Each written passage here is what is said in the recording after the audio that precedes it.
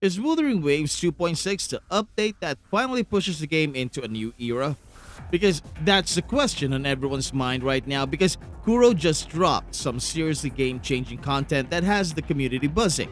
From brand new regions, drenched in lore, to characters who might redefine team building, this update is more than just a patch. It feels like a complete reimagining of what Wuthering Waves can be. So, let's break it all down and see why 2.6 might be the most important update we've seen so far. Yo, welcome back to the channel. Kamusta po sa inyong lahat? First off, let's talk about the star of the show. The new region, Sanguis Plateus. This grim and haunting landscape carries the scars of the dark tide, and it sets the stage for Augusta's invitation to Rover. Honestly, this area doesn't just look like a new zone. It feels like a statement. The eerie aesthetic, combined with the promise of new OST tracks, makes it one of the most atmospheric regions Kuro has ever designed. The fact that Chapter 2, Act 8 launches immediately on August 28 with Act 9 following on September 17 only adds to the anticipation. For players invested in the main story, this two-part release practically guarantees cliffhangers that will keep us all talking. Of course, new region, new patch means new events. Of course, the headliner here is the Tidal Defense Simulator, a tower defense mode in the Black Shores. This is a fully fleshed out mode with layered difficulty. And yes, completing it earns you a phantom form of fallacy of no return, which makes the grind worth it. But that's just scratching the surface. From Marks of the Wild's puzzle-solving challenges to the quirky anomalies of Second Coming of Solaris Ultra, this update is jam-packed with activities that actually feel fresh. Even the daily Moonlit Revelation login event goes beyond the usual asterites by tying in buffs and a new avatar. And if you're wondering, yes, Lolo Logistics is back, now in Renacita. Free rewards are free rewards, and honestly, I'll never say no to extra pulls. Speaking of which, don't forget, there is a 7-day login event for even more pulls plus the wave of referral bonuses waiting in Phase 2. And this brings us perfectly to the new characters. Augusta is here, a 5-star Electro Broadblade user with a sword literally built from the remains of her victories. Her kit is really fascinating because it mixes raw offense with shielding, a mechanic we haven't seen in ages.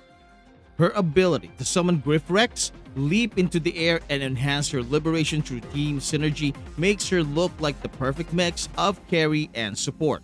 Then we have Iuno, the 5-star Arrow Gauntlet user who doesn't even fight with gauntlets most of the time. Instead, she wields a moon ring that shifts into a bow, tying her entire playstyle to a lunar cycle mechanic.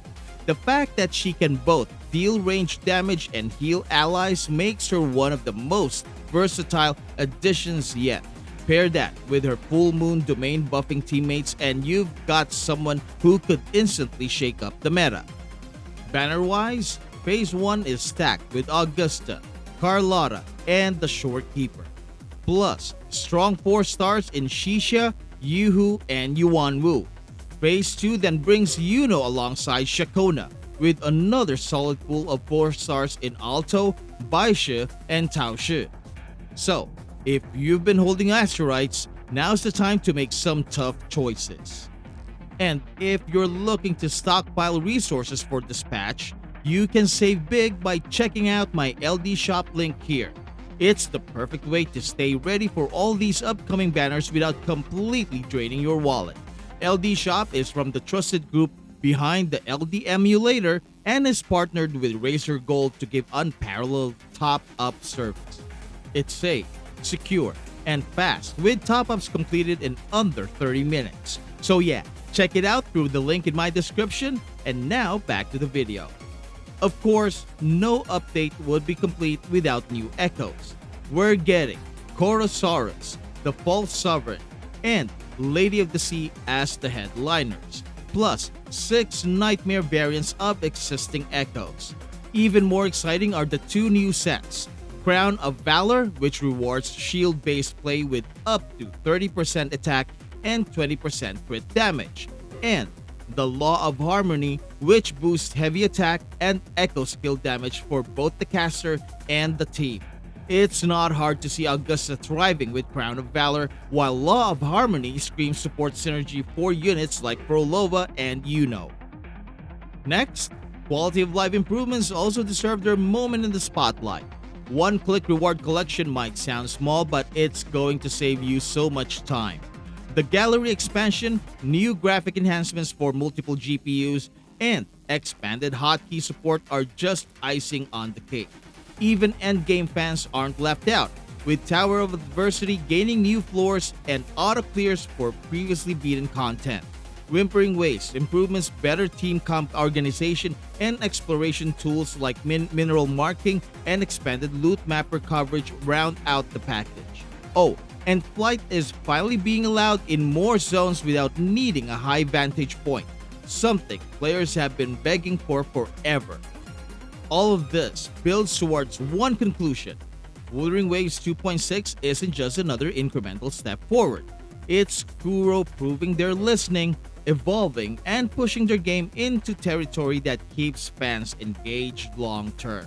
Whether it's Augusta's shield-heavy combat style, or Iuno's lunar mechanics, or the sheer variety of events and quality of life features, this update feels like a promise of what's to come.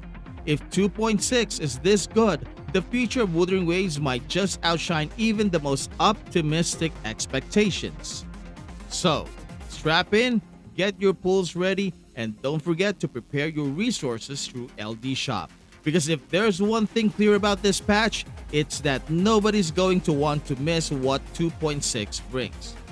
But let me ask you something first, something bigger. Out of all these new features, characters, echoes, and events, which one actually has you the most hyped?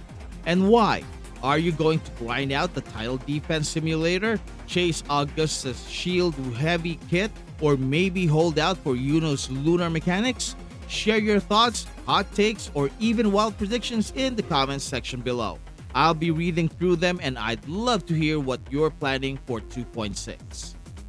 And on that note, if this video resonated with you, please leave it a like to show your support, subscribe to the channel if you haven't yet, and hit that notification bell so you'll always know when a new breakdown, guide, or update reaction goes live. Your engagement helps the channel grow and keeps me motivated to deliver more Wuthering Waves content. Thank you so much for watching, maraming salamat po, and I will see you in the next drop. Goodbye!